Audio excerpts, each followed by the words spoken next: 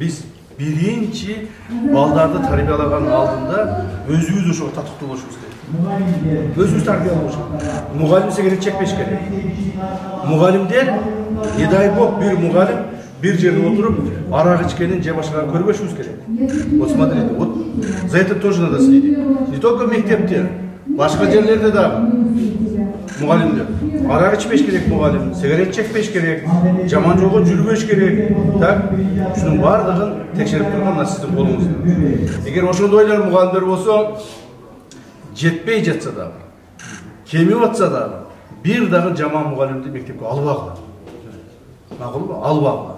Только тарбиялуу, билимдүү мугалимдерди алайлы. Биз бул жерге эмне үчүн мугалимдерди топтойбуз? Вот, балдарга билим берүү, балдарга тарбия берүү. А балдарга билимди бир гана мугалим бере алат. Өзү ошого татыктуу болсун. Сиздерден сураным ошону карап коюңуздар, а?